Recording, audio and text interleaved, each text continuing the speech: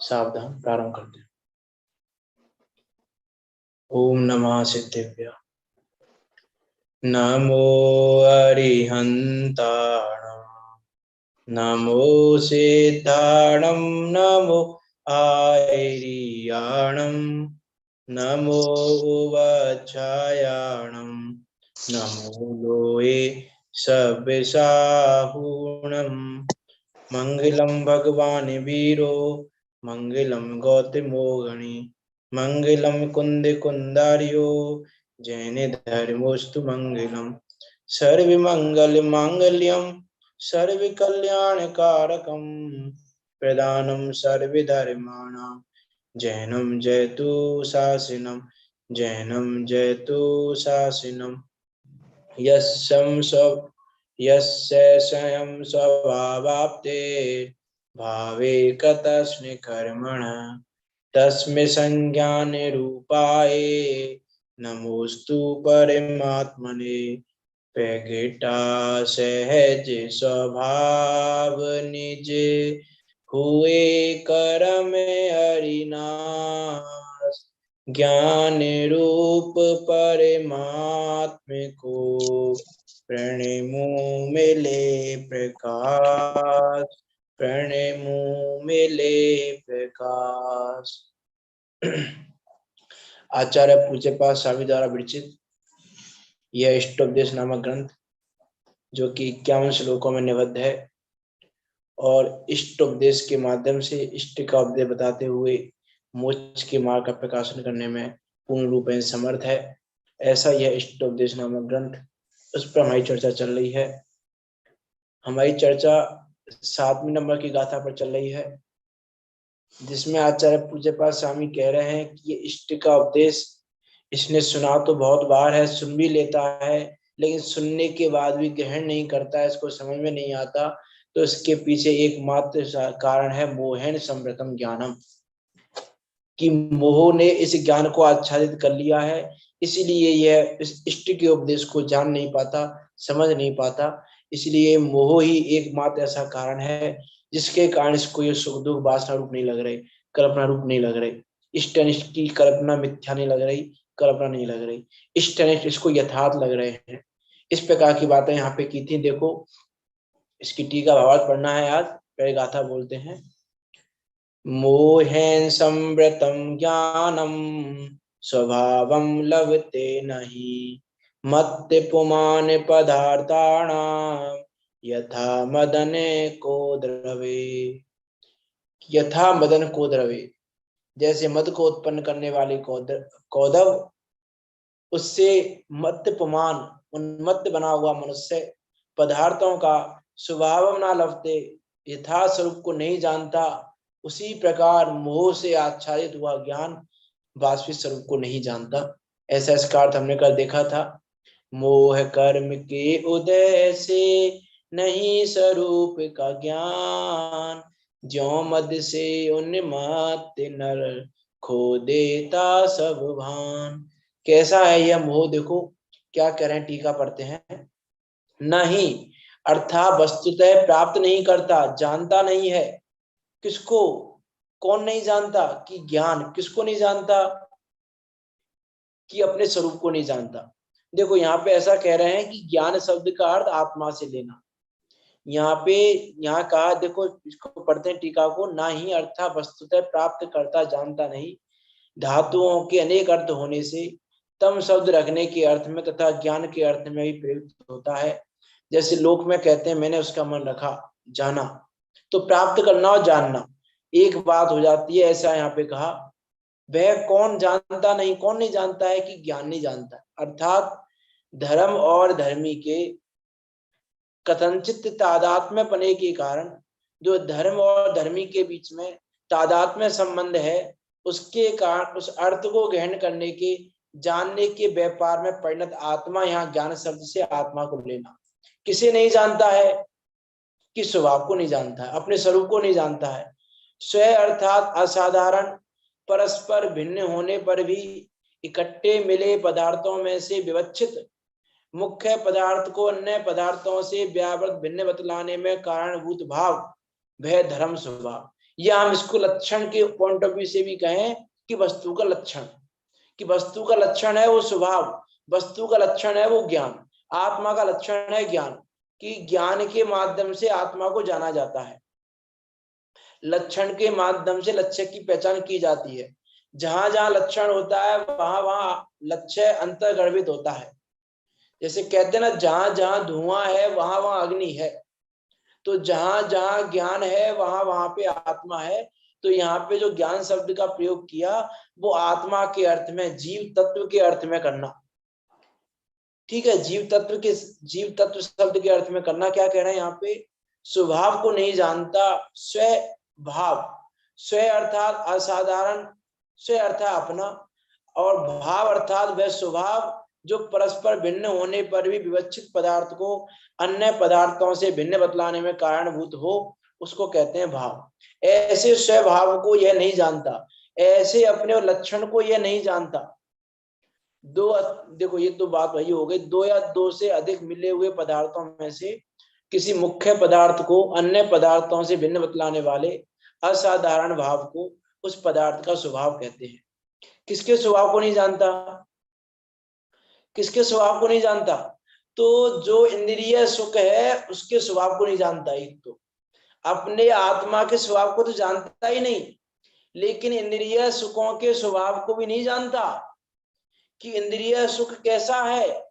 आचार्य कुंद देव ने कहा ना, इंद्रिय सुख कैसा है कि बाधा सहित है, इंद्रिय ज्ञान कैसा है, बाधा सहित है, विषम है। और हमको क्या लगता है, इंद्रिय सुख प्राप्त करने में सुख लगता है। आचार्य देव कह रहे हैं बाधा सहित है और हमको बाधा सहित नहीं लगता। इसका अर्थ है कि हम इंद्रिय सुख के स्वभाव को भी नहीं जानते, हम सुख दुख के स्वभाव को नहीं जानते, सुख वास्तव में क्या है। तो किसके स्वभाव को नहीं जानते, एक सुख दुख के स्वभाव को नहीं जानते। यहाँ वही कह रहे हैं, सुख दुख शरीर आदि पदार्थों के स्वभाव को नहीं जानते। कैसा है वो ज्ञान जो नहीं जानता है स्वभाव को, कि ढका हुआ है, आच्छादित हुआ है, अर्थात वस्तु के यथार्थ स्वरूप के प्रकाशन में जिसका सामर्थ्य अभिभूत हुआ है, पराभव को प्राप्त हुआ है।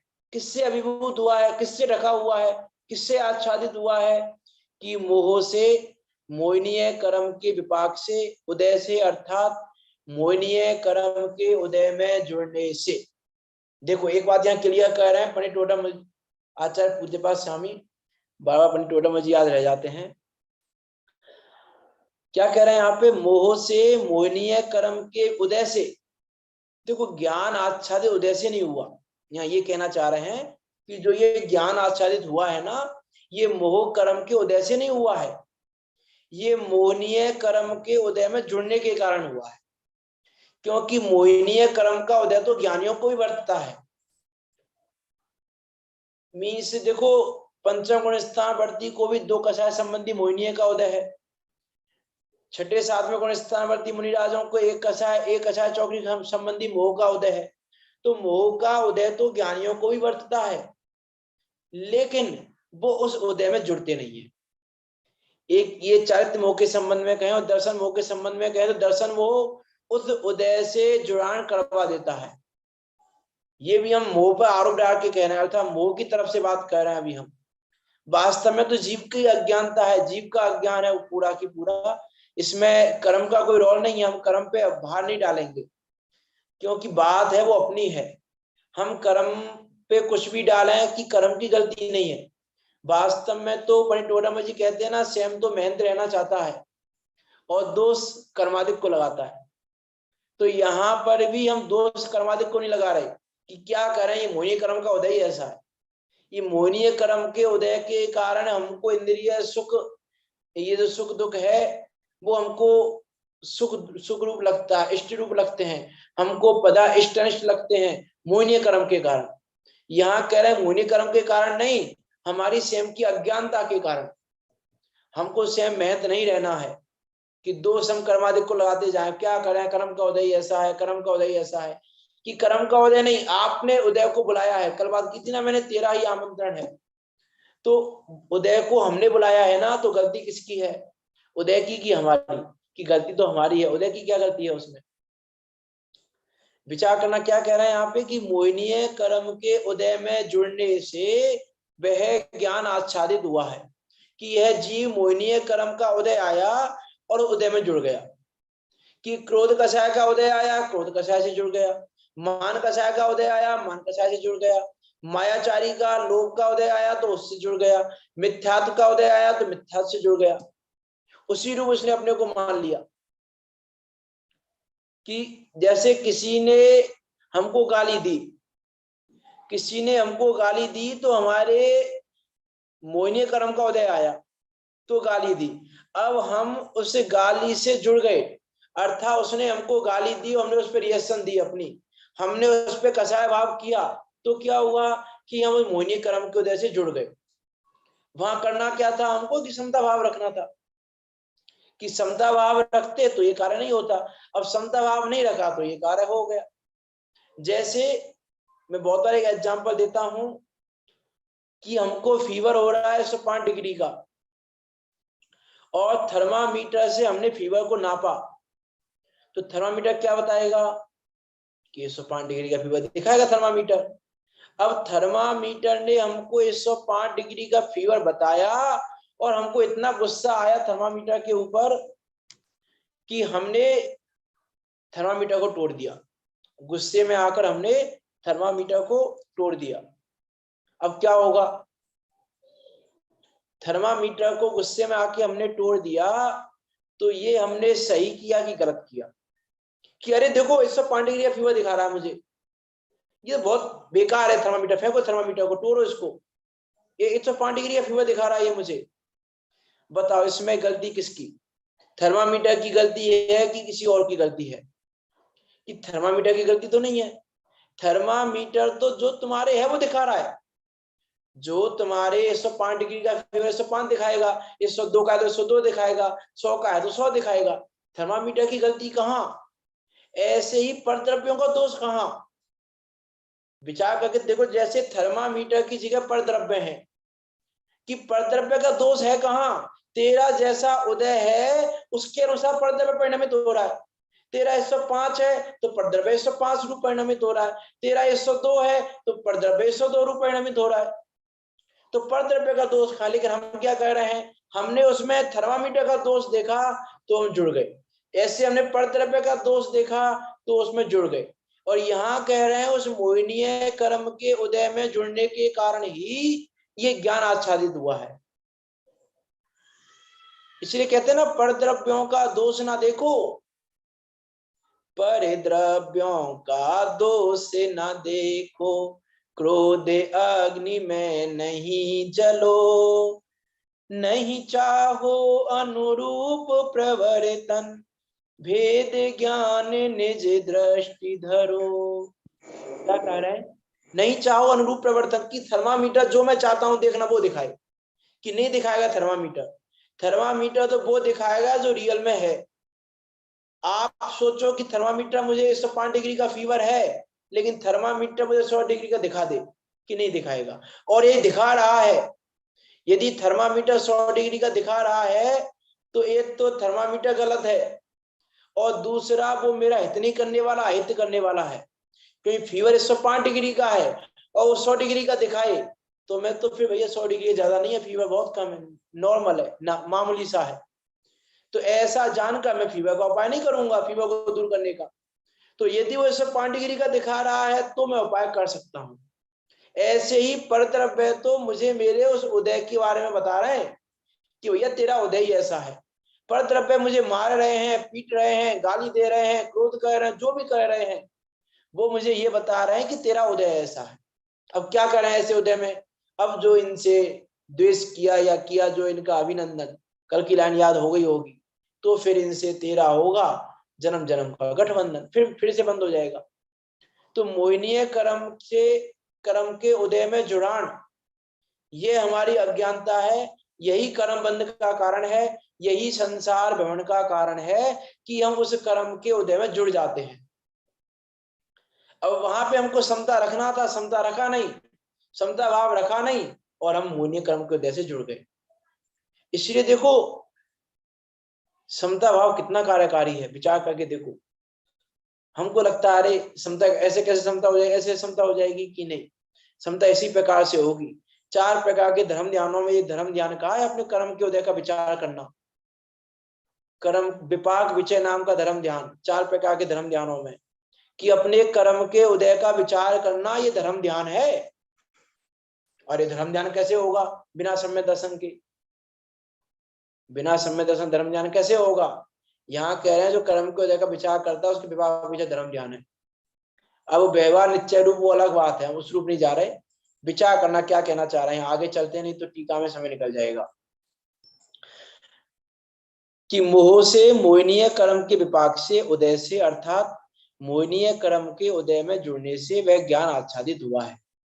तथा देखो लग्य त्रय में कहा है कि मल विद्ध, जिस प्रकार मल वाला मणि का प्रकाश एक प्रकार का नहीं होकर अनेक प्रकार का होता है, उसी प्रकार कर्म संबद्ध आत्मा की विज्ञप्ति एक प्रकार नहीं होती, अनेक रूप होती है। कर्म मल से आवृत ज्ञान खंड खंड रूप होकर अनेक रूप होता है। क्योंकि जो कर्म से आत्मा बंधा है तो कोई कर्म ज्ञानावरण रूप बंधेगा, कोई दर्शनावरण रूप बंधेगा, कोई मोहिनी अंतराय रूप बंधेगा, कोई आयु रूप बंधेगा, कोई वेदनीय रूप बंधेगा। तो अलग अलग प्रकार से बंधेगा और अलग अलग प्रकार से उदय में आएगा और अलग अलग प्रकार से आत्मा को दिखाएगा। एक ज्ञानावरण के रूप से दिखाएगा कि भैया आत्मा में ज्ञान का क्षय समय जितना प्रकट है, ज्ञान ढका हुआ है। एक दर्शन को ढका हुआ दिखाएगा, एक चारित्र को ढका हुआ दिखा देगा, एक आयु के संबंध में दिखाएगा, इसके कोई द्रव्य के बारे में बताएगा, कोई क्षेत्र के बारे में बताएगा, कोई काल के बारे में बताएगा, कोई भाव के बारे में बताएगा। इस प्रकार से कर्म संबद्ध आत्मा की विज्ञप्ति एक प्रकार की नहीं होती, अनेक प्रकार की होती है। शिष्य ने प्रश्न किया, जो समझ चुके हैं वैसे कल इस पूरी गाथा को, तो इसकी टीका भावार्थ तो थोड़ा जल्दी जल्दी लेंगे। शिष्य ने प्रश्न किया, अमूर्त आत्मा का मूर्त कर्म द्वारा अविभव पराभव होना किस प्रकार योग्य है? अमूर्त आत्मा मूर्त कर्मों के द्वारा कैसे आच्छादित हो जाती है? इसका देखो बहुत सुंदर एग्जाम्पल तो पंडित जी ने दिया ही है। पंडित जी ने ये बात उठाई है कि अमूर्त आत्मा का मूर्त कर्मों के द्वारा कैसे होता है। तो वहां पंडित जी ने क्या कहा कि जिस प्रकार मूर्त कर्म भी दिखाई नहीं देते लेकिन उनके द्वारा भी बंधन दिखाई देता है, उसी प्रकार अमूर्त आत्मा दिखाई नहीं देती, उसी प्रकार अमूर्त आत्मा का मूर्त कर्मों के द्वारा बंधन जानना। का दूसरे अधिकार में तीसरे अधिकार में कही है ये वाली बात पंडित जी ने। तो यहाँ कह रहे हैं देखो मत इत्यादि किस प्रकार योग है, किस प्रकार हो जाता है कि जैसे जानता ही नहीं वह पुरुष, कौन सा पुरुष? जिसने मद्य का सेवन किया हुआ है, जिसने मद्यपान किया हुआ है, वह कौन पुरुष अर्थात व्यवहारिक पुरुष किसे नहीं जानता?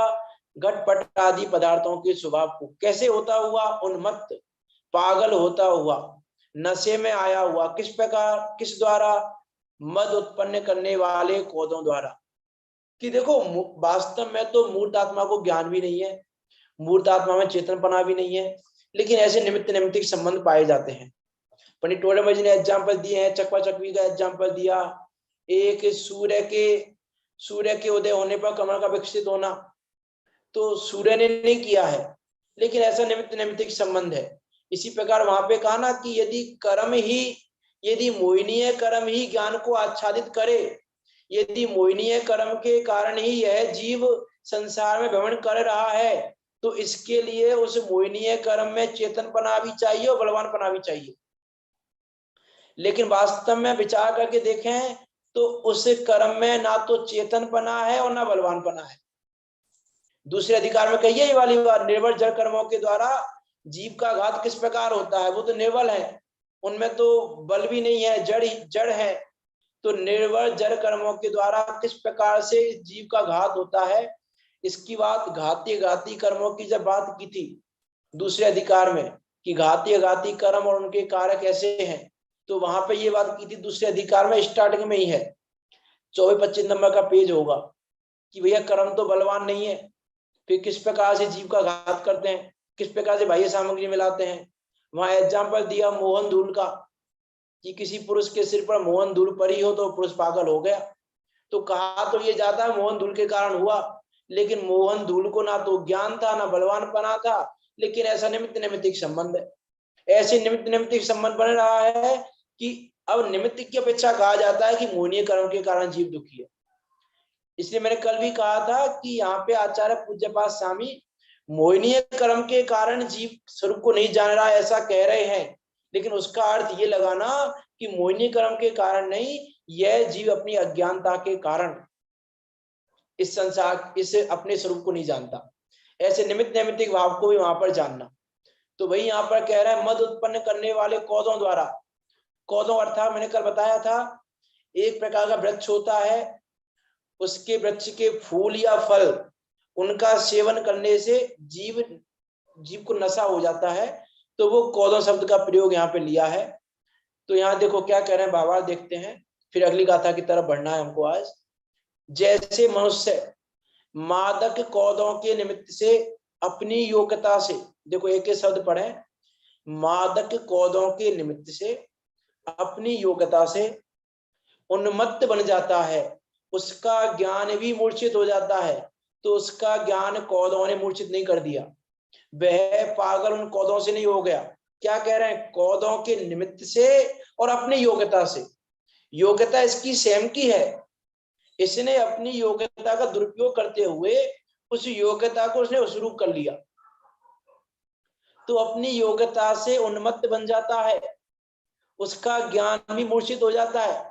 देखो आचार्य कुंद देव ने कहा ना निर्जराधिकार में, जब ज्ञान शक्ति और वैराग्य शक्ति की बात की तो वहां पे क्या कहा, मां नशा करने वाले की बात भी की ना, कि कोई हो सकता है कोई मदिरा पान करने वाला नशा से उन्मत्त ना हो और कोई वैद विष का भक्षण करे तो भी नहीं मरता। इस प्रकार की बातें वहां पे की हैं। गाथा नंबर तो याद नहीं है, देख लेना, स्टार्टिंग में है निजराधिकार में, ज्यादा पीछे नहीं है। ज्ञान जहां पे ये कलश है 102 नंबर का कलश के आसपास की गाथा है, सम्यक दृष्टि भवती नियतम ज्ञान वैराग्य शक्ति, ये 102 नंबर का कलश है, इसके आसपास की गाथा है। तो वहां पे ये कहा ना, तो ऐसा जरूरी नहीं है कि भैया उससे हो ही जाएगा कि मोहिनी कर्म का उदय है तो यह जीव पागल हो ही जाएगा, उससे यह जीव अपने स्वरूप को जानेगा ही नहीं। कल भी मैंने कहा था यदि ऐसा हो जाए कि मोहिनी कर्म के उदय के कारण यह जीव अपने स्वरूप को ना जाने तो फिर यह जीव 3 काल में अपने स्वरूप को नहीं जान पाएगा, कि मोहिनी कर्म का उदय तो बराबर चल रहा है। तो वो विचार करना, क्या कह रहे हैं यहाँ पे, उसका ज्ञान भी मूर्छित हो जाता है, उसे हे उपादेय का कुछ विवेक नहीं रहता। वैसे ही यह व्यवहारी अज्ञानी जीव आत्म स्वरूप से च्युत होता है, उसे हे उपादेय का कुछ विवेक नहीं रहता कि हे क्या है और उपादेय क्या है। वह अपने से सर्वथा भिन्न धन आदि संपदा में तथा देह स्त्री पुत्र मित्र आदि में आत्म कल्पना करता है, ये मेरा है ऐसा मानता है। इसकी अगली गाथा आएगी इन शब्दों को लेकर, धन देह स्त्री पुत्र मित्र आदि के लिए, तो इसकी चर्चा अगली गाथा में करेंगे। वह अपने से सर्वथा भिन्न धन आदि संपदा में तथा देह स्त्री पुत्र मित्र आदि में आत्मकल्पना करता है, उन्हें अपना मानता है और अत्यंत दुखकर सांसारिक भोगों के भाव को भी सुखकर मानता है। मीन्स उन भोगों को तो सुखकर मानता ही है कि भोग मुझे सुख दे रहे हैं, इन भोगों से मैं सुखी हो जाऊंगा। क्या करें, अत्यंत दुखकर सांसारिक भोगों के भाव को, कि वास्तव में तो सांसारिक भोग दुखकर ही है।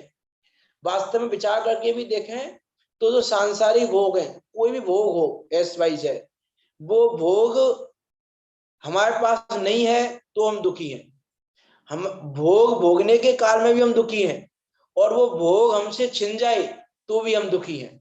अर्थात वो भोग किसी भी काल में सुख नहीं देते।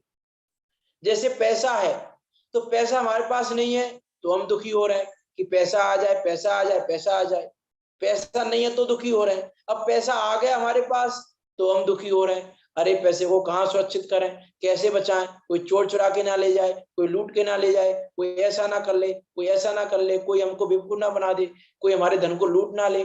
अनेक प्रकार की है कि नहीं है परेशानियां। पैसा है तो भी दुख का कारण है, नहीं था तो भी दुख का कारण है, और अब कोई चुरा के ले गया या हमारे पास से चला गया पैसा तो भी दुखी हो रहे हैं, अरे हाय हाय पैसा चला गया हमारे पास से। ये पैसे के एग्जाम्पल से सारी चीजें समझना कि ये सांसारिक भोग वास्तव में दुखकर ही है। भूतकाल में भी दुख करते, वर्तमान में भी दुख कर रहे हैं, भविष्य में दुखी ही करेंगे। ना होने पर भी दुखी करते हैं, होने पर भी दुखी करते हैं, और चले जाने पर भी दुखी करते हैं। इसलिए यहाँ कह रहे हैं कि मानता है नहीं।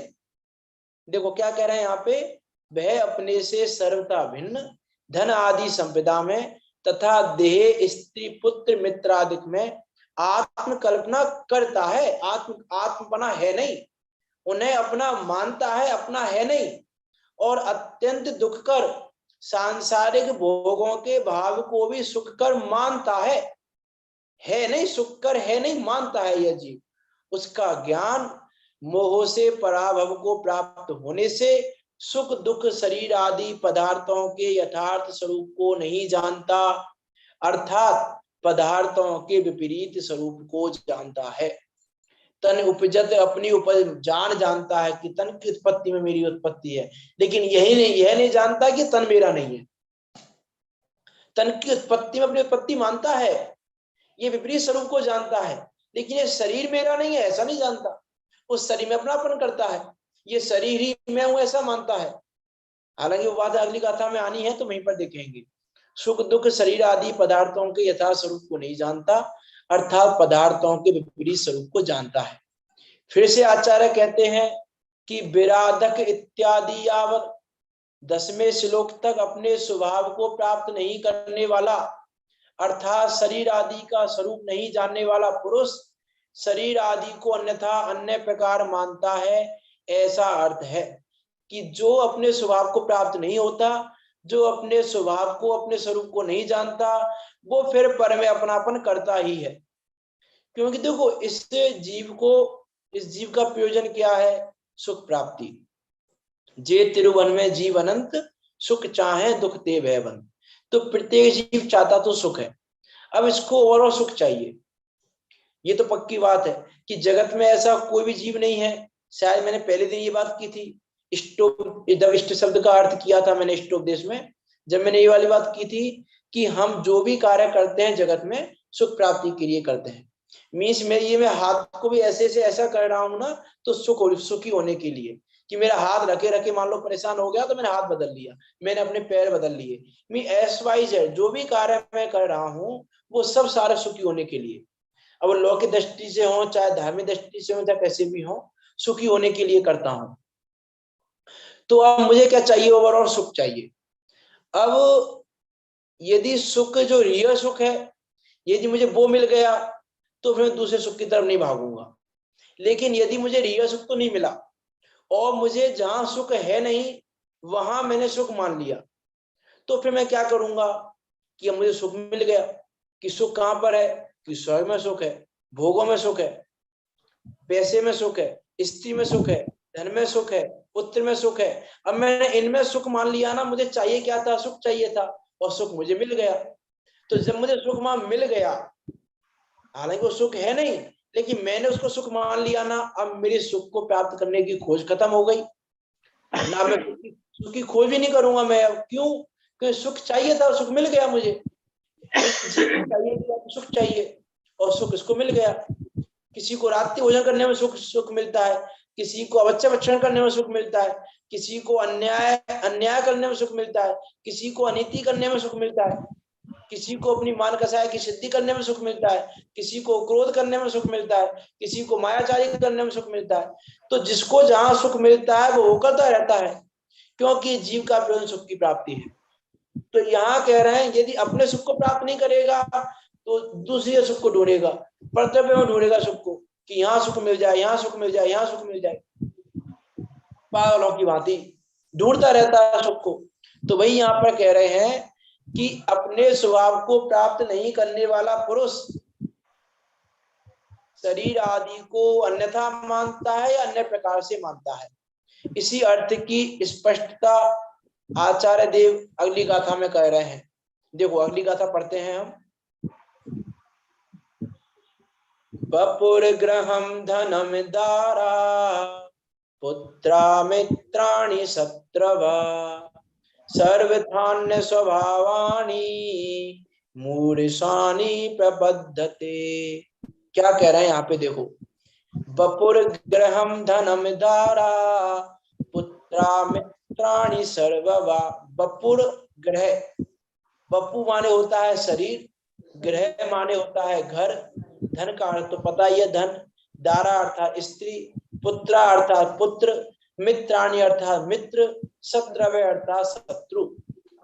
ये पहली लाइन का अर्थ हुआ कि शरीर, घर, धन, स्त्री, पुत्र, मित्र, शत्रु, सर्वथा अन्य स्वभाव वाले, सर्वथा भिन्न स्वभाव वाले हैं, अन्य स्वभाव वाले हैं, तो भी ये जीव क्या करता है, क्या कह रहे हैं देखो, सर्वथा अन्य स्वभावानी मूढ़, यह मूर्ख, स्वानी स्वयानी अपना प्रपद्यते मानता है, अपना मानता है, उनको तानी आने उनको, स्वानी अर्थात अपना, प्रपद्यते अर्थात मानता है। कि क्या कह रहे हैं यहाँ पे देखो, तन्ने धन्य घर तीय मित्र हरि पुत्र आदि सब अन्न, स्वयं से अन्य है सर्वथा माने मूढ़ अनन्य। है वो अन्य और यह क्या मानता है अनन्य, ये क्या मानता है अनन्य है, मुझ रूपी है, मेरे ही है, ये शरीर मेरा है, ये घर मेरा है, ये पैसा मेरा है, ये स्त्री मेरी है, ये पुत्र मेरा है, ये मित्र मेरा है, ये शत्रु मेरा है। और यहाँ आचार्य पूज्यपाद स्वामी कह रहे हैं कि ये प्रत्यक्ष ही भिन्न स्वभाव वाले हैं। सर्वथा ऐसा भी नहीं, देखो सर्वथा शब्द का प्रयोग किया आचार्य पूज्यपाद स्वामी ने, अर्थात संभावना भी नहीं है मुझ रूप होने की, मेरे होने की संभावना भी नहीं है, अर्थात ऐसा भी नहीं है कि चलो अभी तो मेरे नहीं है लेकिन किसी काल में तो मेरे हो जाएंगे, कि किसी काल में भी मेरे नहीं होने वाले,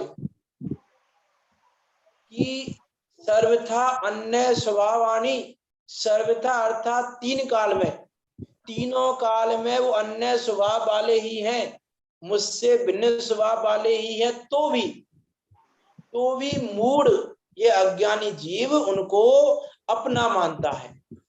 ये किसके कारण है, कि मोह कर्म के कारण है, मोह के पॉइंट ऑफ व्यू से, और अपने पॉइंट ऑफ व्यू से कि अपनी अज्ञानता के कारण है। अपनी अज्ञानता के कारण ये जीव क्या मानता है, कि अपनी अज्ञानता के कारण मानता है कि ये सब मेरे हैं, ये सब मुझ रूप ही हैं, मुझसे ही होते हैं, इस प्रकार की बातें, ये मेरे हैं, इनका परिणाम मेरे अनुसार हो सकता है, इनका परिणाम मैं करा सकता हूँ, इस प्रकार की बातें यह करता है। लेकिन यहाँ कह रहे हैं कि भिन्न स्वभाव वाले हैं, तुझ रूप नहीं है, तू क्या मान के बैठा है, कि तेरा जो श्रद्धान है कि ये मेरे हैं, ये श्रद्धान तेरा झूठा है, और ये श्रद्धान बता रहा है कि तेरे दर्शन मोह का सद्भाव है, कि तेरे दर्शन मोह का सद्भाव है, इसीलिए तेरा ये श्रद्धान इस प्रकार का है। यहाँ कह रहा है मूर्ख है वो व्यक्ति। हमको लगता है कि नहीं लगता, ये पैसा मेरा, ये शरीर मेरा, ये पुत्र मेरा, ये स्त्री मेरी, ये मित्र मेरा, शत्रु मेरा, यदि मानते हैं हम तो मूर्ख हैं। विचार करना, आचार्य पूज्यपाद स्वामी कह रहे हैं कि मूर्ख हो, जो अपना मानता है वो मूर्ख है, अर्थात मूर्ख व्यक्ति ही उनको अपना मानता है, और कोई नहीं मानता, जो मूर्ख है वही मानता है। और पंडित टोडरमल ने क्या शब्द का प्रयोग किया, पागल शब्द का प्रयोग किया पंडित टोडरमल जी ने, कि पागल है ये जीव, यह जीव पागल है। वहां पे क्या एग्जाम्पल दिया, जैसे पागल को किसी ने वस्त्र पहना दिया, अब वह पागल उस वस्त्र को अपना अंग जानकर ऐसा मानता है वस्त्र मेरा है, उस वस्त्र को अपने को एक मानता है। अब वस्त्र पहनाने वाले के आदि ने कई वस्त्र को पहनाता है, कभी जोड़ता है, कभी खींचता है, कभी उतरवाता है, कभी नया पहनाता है। अब पागल उनको अपने आदि मानता है कि मेरे आदि है, देखो देखो मैंने कहा पहना दो तो पहना दिया, मैंने कहा उतार दो तो उतार दिया, मैंने कहा नहीं पहना दो नहीं पहना दिया, मैंने कहा ऐसा कर दिया। तो क्या लगता है कि भैया मैंने कहा पुत्र से कि ऐसा कर, तो पुत्र ने ऐसा कर लिया, तो मुझे क्या लगता है कि पुत्र तो मेरा है, मेरे अनुसार परिणाम कर रहा है। और लेकिन जब मैंने कहा ऐसा नहीं कहा, उसने ऐसा कर लिया, तो अरे मेरे आदमी परिणाम नहीं करता। तो यदि अपने अनुसार परिणाम देखता है तो अपनापन कर लेता है, अपनापन तो ऑलरेडी किया हुआ है, उसमें और ममत्व की, कर्तव्य की मान्यता को पुष्टि कर देता है। और जब अपने आधीन परिणमित नहीं होता तो फिर अब हम क्या करें? अपने आधीन परिणमित नहीं होता तो महाखेद खिन्न होता है। इस प्रकार की बातें भाई टोटामल जी ने वहां पे की हैं कि वास्तव में ये सब अपने है नहीं, ये शरीर अपना है नहीं। मैं विचार करके देखो, क्या ये शरीर मेरा है कि नहीं? यदि ये शरीर मेरा है, यदि इस शरीर का परिणाम मेरे अनुसार हो रहा है कि नहीं हो रहा है, विचार करके देखिए। पहला शब्द क्या है? तन, अर्थात शरीर। अब ये शरीर मेरा है कि नहीं? कि यदि शरीर मेरा है तो बताइए ऐसा कौन सा जीव है जो ये चाहता है कि मेरे शरीर में रोग हो जाए? कोई चाहता है? कोई चाहता है ये बात कि मेरे शरीर में रोग हो जाए? कि कोई नहीं चाहता, लेकिन फिर भी शरीर में रोग हो रहा है। इसका अर्थ है कि शरीर मेरे अनुसार परिणमित नहीं हो रहा है। यदि शरीर मेरे अनुसार परिणमित होता तो ये शरीर सदा का निरोगी ही रहता, क्योंकि हम तो चाहते ही हैं कि शरीर निरोगी रहे। अरे ये तो छोड़ो, एक बाल है, वो बाल सफेद हो गया, हमने चाहा था क्या कि बाल सफेद हो जाए? कौन चाहता है कि उसके बाल सफेद हो जाए? आज का तो सफेद होने के बाद भी काले कर लेते हैं कि सफेद नहीं दिखने चाहिए, सफेद हो गए हो बेशक लेकिन दिखने नहीं चाहिए। तो कौन चाहता है, ऐसा कौन सा जीव है जो ये चाहता है कि मेरे बाल सफेद हो जाए? कोई चाहता है कि कोई नहीं चाहता, लेकिन फिर भी बाल सफेद हो रहे हैं। कौन चाहता है कि मेरी काया क्रश हो जाए? कौन चाहता है कि मेरे शरीर में झुर्रियां पड़ जाएं? कौन चाहता है कि मेरे शरीर में फोड़े फुंसियां हो जाएं? कौन चाहता है कि मेरे शरीर का परिणाम ऐसा हो जाए? लेकिन हो रहा है कि नहीं हो रहा है? किसका परिणाम रुका है आज तक? इसका शरीर उस रूप नहीं हुआ। किसी का हो गया, किसी का हो जाएगा, किसी का हो गया है, किसी का हो जाएगा। किसी के बाल उड़ जाते हैं, किसी के बाल सफेद हो जाते हैं, किसी का कुछ हो जाता है, किसी का कुछ हो जाता है। तो ये शरीर का परिणाम मेरे अधीन हो कहाँ रहा है? ये विचार करके देखें कि क्या शरीर का परिणाम मेरे अधीन है? और हमको क्या लगता है? मेरा शरीर, मेरा शरीर, मेरा शरीर। अरे जो मेरे अनुसार परिणाम नहीं हो रहा है, जिसका वो मेरा कैसे हो सकता है? उसमें मैं कैसे कल्पना करूं कि ये मेरा है? उसमें मैं कैसे मानूं कि ये मेरा है? इस शरीर में किस प्रकार से मैं एकत्व बुद्धि करूं? किस प्रकार से शरीर को मैं अपना मानूं? समस्त दुखों का मूल है ये शरीर में एकत्व बुद्धि। इसीलिए कहा ना, तन चेतन को भिन्न पिछान, जीवन सफल हुआ है आज। वो भजन आता है ना, जिन मंदिर में श्री जिन राज, तन मंदिर में चेतन राज, तन चेतन को भिन्न पिछान, जीवन सफल हुआ है आज। क्यों कही ये बात कि भैया ये शरीर तेरा है नहीं? क्यों वेद ज्ञान की बात की? वेद ज्ञान की बात में क्या कहा कि भैया ये देह तेरी नहीं है, ये देह तेरी नहीं है, तेरे अनुसार परिणमित नहीं होती, तेरी रहती नहीं है। मैं जितने टाइम का संयोग हुआ है उतने टाइम तेरे पास है, उसके बाद तो चली जाने वाली है, वियोग ही करने वाली है। देखो यह जीव कितना मूर्ख है। यहाँ मूड शब्द का प्रयोग किया ना, मूड, ये मूड उनको अपना जानता है कि हम कितने बड़े मूर्ख हैं कि हम शरीर को खिला पिला कर पुष्ट करते हैं, खिला पिला के उसको पुष्ट करना चाहते हैं, उसको सब कुछ खिला रहे हैं, पिला रहे हैं, सब कुछ कर रहे हैं। हम ऐसा कर रहे हैं उसको बिल्कुल अपना मान के, अपने अकॉर्डिंग उसको खिलाएंगे, पिलाएंगे, सजाएंगे, तैयार करेंगे, ये करेंगे, ऐसा ऐसा जो जो करते हो शरीर के लिए वो सब करेंगे। लेकिन ये शरीर कितना निष्ठुर है, ये शरीर कितना कृतज्ञ है, ये शरीर कितना कृतज्ञ है कि हम इसके लिए इतना करते हैं और ये हमारे इतना सा भी नहीं करता। हम चाहते हैं रोग ना हो तो रोग भी आ जाता है, हम चाहते हैं बाल सफेद ना हो तो बाल भी सफेद हो जाते हैं। कितना कृतज्ञ है ये शरीर। उपमा अलंकार का प्रयोग करके बात कर रहा हूं मैं, ये शरीर कितना कृतज्ञ है। मैं इतना भी नहीं समझ सकता कि भैया देखो ये जीव मरा जा रहा है मेरे लिए, मैं थोड़ा बहुत तो मरूं इसके लिए भी, कि ये जीव मरा जा रहा नहीं मरा जा रहा शरीर के लिए। अरे मेरा शरीर, मेरा कलर काला हो गया, मेरा कलर गोरा हो गया, मैं ऐसा हो गया, मैं छोटा हो गया, मैं लंबा हो गया, मैं मोटा हो गया, मैं पतला हो गया, मैं ऐसा हो जाऊं, मैं ऐसा हो जाऊं। लोग आज जिम जाते हैं स्लिम करने के लिए, अपनी बॉडी को स्लिम हो जाए हमारी बॉडी। लेकिन भैया ये बॉडी तेरे अधीन है कहाँ? इस बॉडी का परिणमन तेरे अधीन कहाँ है? इस बॉडी के परिणमन को तू अपने अधीन मानता है, ये तेरा मोह है, ये तेरी अज्ञानता है कि भैया ये शरीर का संबंध तो कर्म ने करा दिया है, कि कर्म ने तुझे ये शरीर प्रोवाइड करा दिया कि भैया 50 वर्ष 60 वर्ष 80 वर्ष इस शरीर का ध्यान रखना। नौकर है हम इसके, हमको तो भैया नौकरी पर रखा हुआ है कर्म ने कि इस शरीर का ध्यान रखना 80 साल तक। शरीर हमारा ध्यान नहीं रख रहा, हम शरीर का ध्यान रखने में रखे हुए हैं। क्यों? क्योंकि हमने शरीर को अपना माना हुआ है। तो यहाँ कह रहे हैं कि भैया ये शरीर तेरा है नहीं, ये शरीर प्रत्यक्ष ही भिन्न स्वभाव वाला है, और भिन्न स्वभाव वाला होने के बाद में उसको अपना मानने में लगा हुआ कि भैया इस कर्म ने इस शरीर का संबंध करा दिया। जैसे भी एग्जाम्पल दिया था ना परिटोटम जी का, कि पागल को किसी ने वस्त्र पहना दिया, वस्त्र का संयोग करा दिया, वहां परिटोटम जी ने घटित की है ये वाली बात। दर्शन मोह से निवृत्ति वाला जो प्रकरण है, दर्शन मोह का प्रकरण है, दूसरे का नहीं तीसरे अधिकार में है दर्शन मोह का प्रकरण।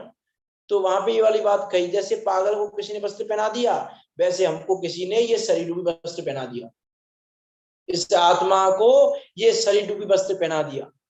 बहुत बार कंपेरिजन पढ़ते सुनते हैं हम कि जैसे शरीर और वस्त्र भिन्न भिन्न है, उसी प्रकार मैं और शरीर भिन्न भिन्न है। तो शरीर की कंपेरिजन वस्त्र से की जाती है, कपड़े से की जाती है, तो उसी प्रकार की कंपेरिजन है। यहाँ पे समय हो गया है, इसको कल ही लेंगे, कंटिन्यू कल ही करते हैं, 8:30 हो गए हैं। तो विचार करना वास्तव में कि क्या कह रहे हैं यहाँ पे। देखो इसको पढ़ लेते हैं एक बार। तन धन घर तिय मित्र हरि पुत्र आदि सब अन्न, स्वैसे अन्न है सर्वथा माने मूढ़े अनन्य। अन्य होते हुए अनन्य मानता है, ये इसकी मूर्खता है, ये इसका मोह कर्म है। उसमें बड़े बात को बराबर ख्याल में रखना, मैं बार बार कह रहा हूं मोह कर्म है, लेकिन मोह कर्म का दोष मत देखना। मोह कर्म का दोष नहीं है, पुद्गल का क्या दोष है इसमें? दोष तो इसमें मेरा है, अपना दोष दिखाई दे, हम मेहनत रहना चाहें और कर्म को दोष दे गए, ये जिनाग हमको स्वीकार नहीं है। हम भी मेहनत ना रखे हुए अपना दोष देखें, हमारा दोष क्या है, दूसरों पर दोष डालना ना देखें। हम लौकिक में भी यदि हम देखें, हम अपना दोष देखें, हमारा दोष क्या है। पर द्रव्यों का दोष ना देखो, क्रोध अग्नि में नहीं गलो, नहीं जलो, नहीं चाहो अनुरूप प्रवर्तन, भेद ज्ञान ने दृष्टि धरो। अपनी अपनी अपने स्वात्म तत्व को अपनी दृष्टि में धरो, भेद ज्ञान पूर्वक, यही वास्तव में करने योग्य कार्य है, और इसी के माध्यम से मोह का नाश हो सकता है। अभी तो देखो आचार्य पूज्यपाद स्वामी वास्तव में देखा जाए तो भूमिका बना रहे हैं, ये सब भूमिका के श्लोक हैं, बातें तो आगे कहेंगे आचार्य पूज्यपाद स्वामी। अभी तो भूमिका बना रहे हैं कि जीव को योग्य बना रहे हैं इतना कि उसकी इष्ट के उपदेश को सुन सके, समझ सके। तो विचार करना वास्तव में भूमिका में इतना कह रहे हैं तो आगे क्या कहने वाले हैं, और कितना सरल शब्दों में कितनी बातें कह रहे हैं आचार्य पूज्यपाद स्वामी। बहुत सरल ग्रंथ है, सहज रूप से समझ में आ सके सबके, इस प्रकार का ग्रंथ है। विचार करना, हम सब भी इस मोह का नाश करके मोक्ष मार्ग में प्रवर्तन करें, इसी मंगल भावना के साथ अभी की बात को यहाँ विराम देते हैं।